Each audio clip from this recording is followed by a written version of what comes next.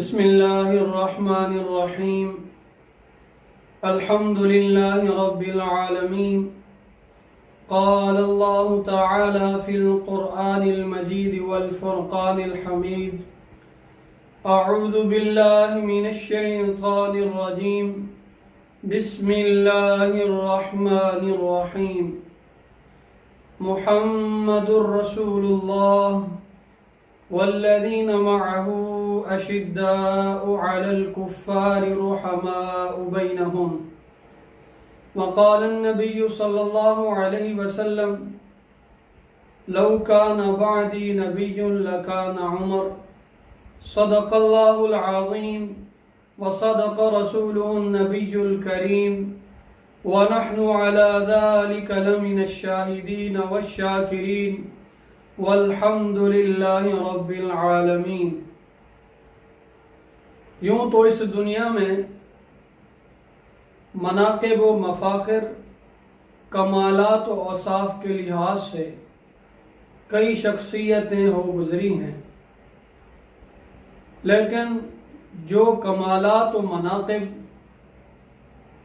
حضرت صدیق اکبر رضی اللہ تعالیٰ عنہ کے بعد حضرت عمر رضی اللہ تعالیٰ عنہ کو حاصل ہیں، وہ کسی کو بھی حاصل نہیں۔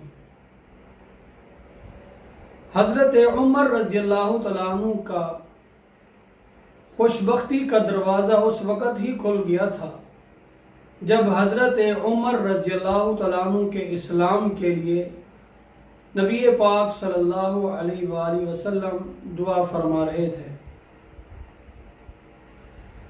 اگر حضرت عمر رضی اللہ تعالیٰ عنہ کی اور کوئی بھی فضیلت نہ بھی ہو تو حضرت عمر رضی اللہ تعالیٰ عنہ کی فضیلت کے لیے صرف یہی بات ہی کافی ہے کہ حضرت محمد مصطفیٰ صلی اللہ علیہ وآلہ وسلم نے حضرت عمر ابن خطاب کو اللہ تعالیٰ سے مانگا۔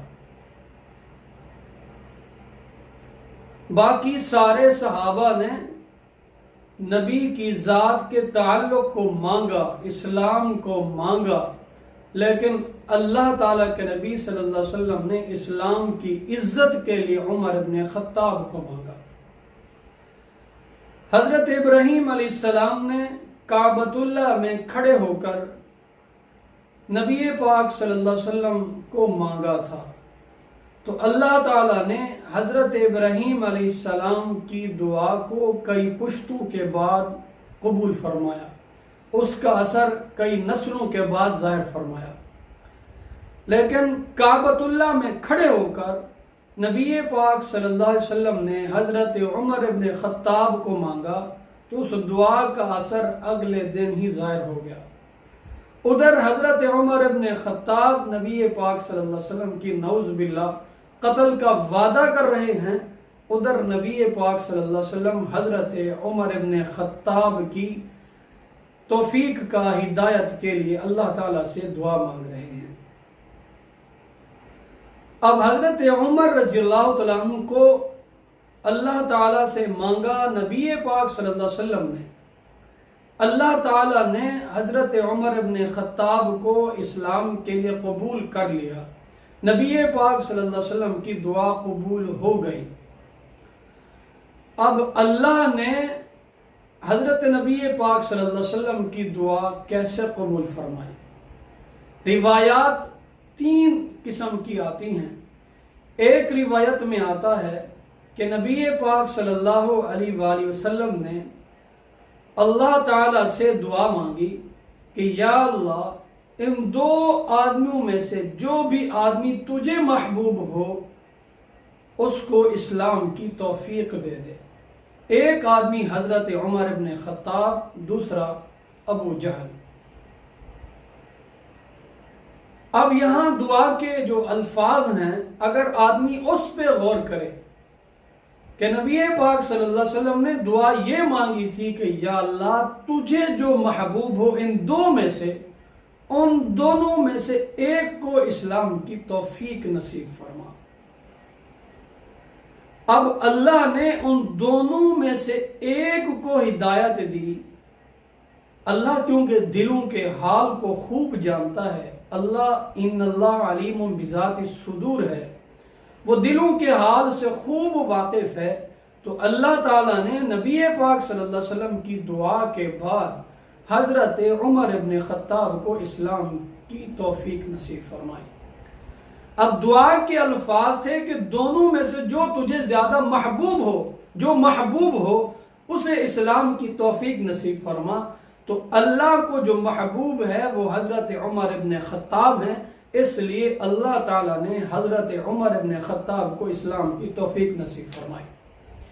اس دعا سے ایک بات یہ معلوم ہوتی ہے کہ حضرت عمر ابن خطاب رضی اللہ تعالیٰ عنہ یہ اللہ تعالیٰ کے بہت محبوب ہیں.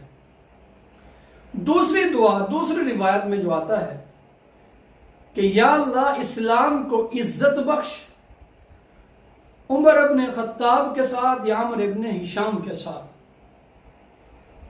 معلوم یہ ہوا ان دونوں میں سے جس نے بھی آنا تھا اسلام کی عزت کے لیے آنا تھا، لیکن اللہ نے جس کو قبول کیا اسلام کی عزت کے لیے وہ عمر ابن خطاب ہے. اب اگر یوں کہا جائے کہ عزت الاسلام، اسلام کی عزت حضرت عمر ابن خطاب ہیں تو بے جا نہ ہوگا. تو اللہ تعالیٰ کے نبی صلی اللہ علیہ وسلم نے اللہ تعالیٰ سے عمر ابن خطاب کو اسلام کی عزت کے لیے مانگا. اب معلوم یہ ہوا اسلام کی عزت عمر ابن خطاب ہے. ایک تیسری روایت ہے، تیسری روایت میں خالصتاً صرف اور صرف حضرت عمر ابن خطاب کا ہی تذکرہ ہے کہ یا اللہ عمر ابن خطاب کو ہی اسلام کی توفیق نصیب فرما. اب یہ تینوں روایات ہیں، مانگنے والی ذات نبی پاک صلی اللہ علیہ وسلم کی ہے اور سننے والی ذات اور دینے والی ذات اللہ کی ہے. دعا نبی کی ہے، انتخاب رب کا ہے. دعا اللہ کا نبی مانگ رہا ہے اور انتخاب ان دو میں سے منتخب اللہ کی ذات فرما رہی ہے.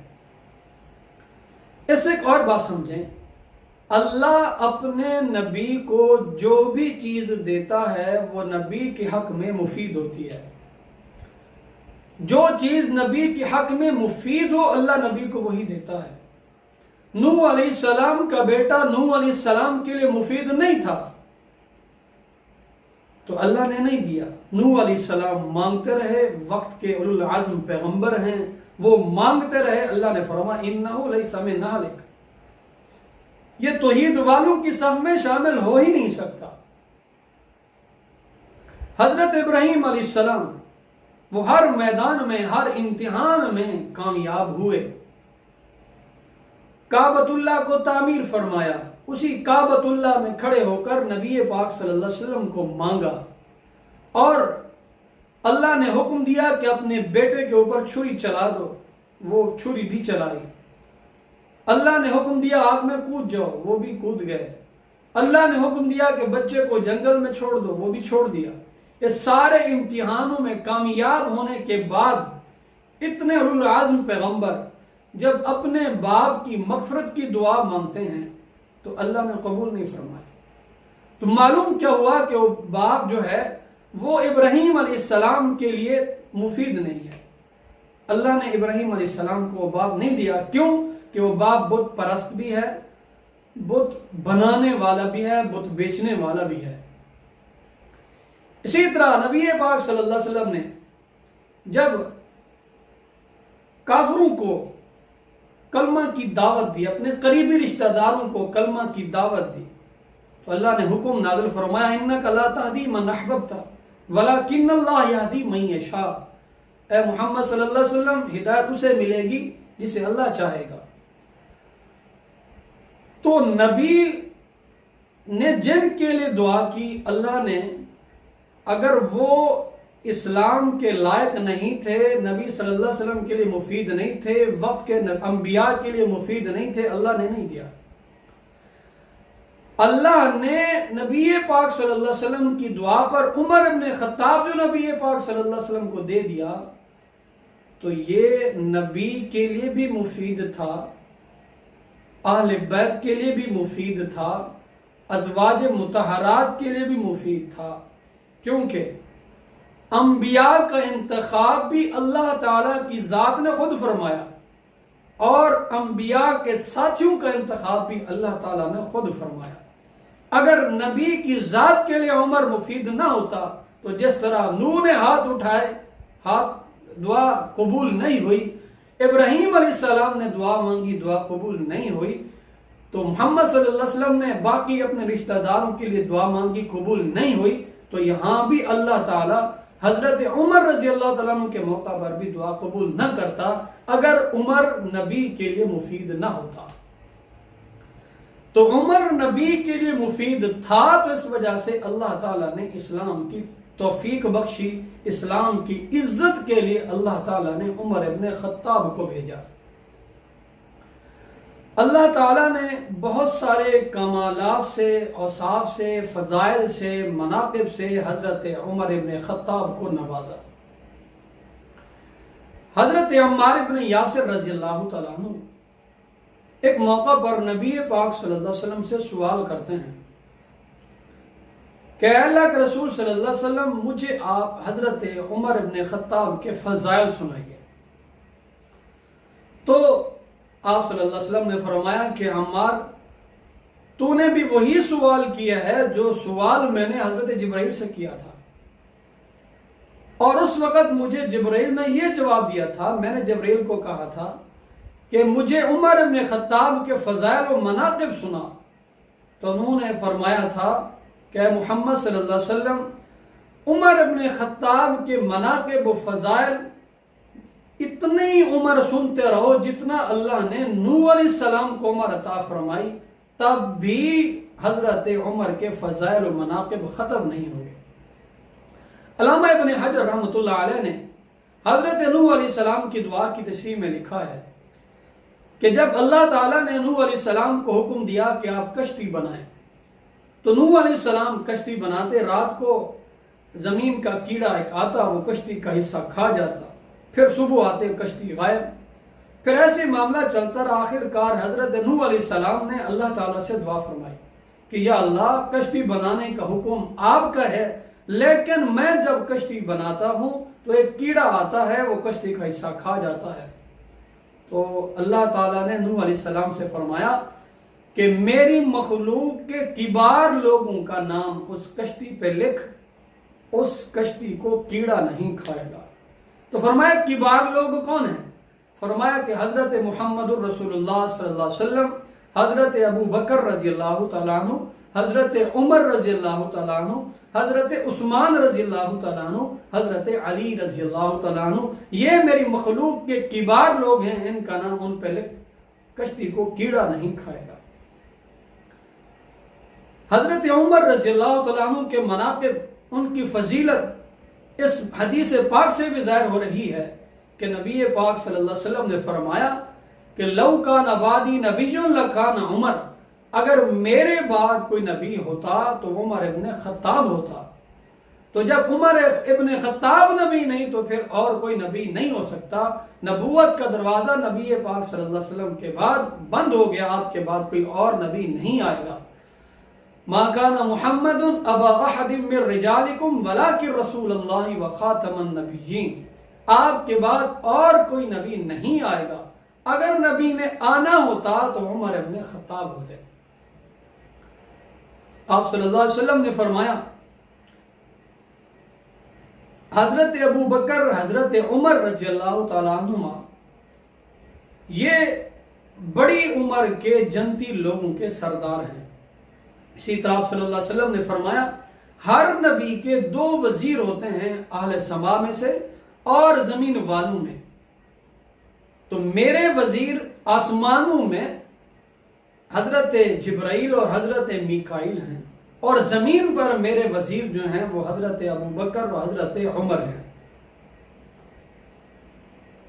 حضرت عبداللہ دعا دیتے ہیں کہ اے عمر، اللہ تعالیٰ تیری قبر کو ویسے ہی روشن کرے جیسے تو نے ہماری مساجد کو روشن کر دیا، مزین کر دیا تراویح کی نماز سے۔ سیدنا جعفر ابن صادق رضی اللہ تعالیٰ عنہ فرماتے ہیں کہ جو آدمی حضرت ابو بکر حضرت عمر کو بھلائی سے یاد نہ کرے میرا اس سے کوئی تعلق نہیں۔ حضرت علی شیر خدا رضی اللہ تعالیٰ عنہ فرماتے ہیں کہ جب بھی صالحین کا ذکر ہو، نیک لوگوں کا ذکر ہو، تو حضرت عمر کو ضرور یاد کر لو۔ تو یہ مناقب، یہ فضائل اللہ تعالیٰ نے خلیفہ ثانی سسر رسول آپ صلی اللہ علیہ وسلم کے جو سسر ہیں حضرت عمر رضی اللہ تعالیٰ عنہ ان کو نصیب فرمائے ہیں۔ تو صحابہ کرام رضوان اللہ تعالیٰ علیہم اجمعین یہ اللہ تعالیٰ کا انتخاب ہیں، نبی کے جو ساتھی ہیں وہ اللہ کا انتخاب ہیں، اس لیے اللہ نے ان کے دلوں کو دیکھ کر ہی نبی پاک صلی اللہ علیہ وسلم کا ساتھی بنایا ہے۔ یہ بڑے عزت والے لوگ ہیں، بڑے اکرام والے لوگ ہیں، ان کی گواہی سابقہ کتب بھی دے رہی ہیں۔ حدیث پاک میں آتا ہے جب حضرت عمر ابن خطاب رضی اللہ تعالیٰ عنہ اسلام لائے تو آسمان والے فرشتے بھی حضرت عمر کے اسلام لانے سے خوش ہو گئے۔ تو اللہ تعالی ہم سب کو ان صحابہ کرام کی عزت و توقیر کرنے کی توفیق عطا فرمائے۔ وآخر دعوانا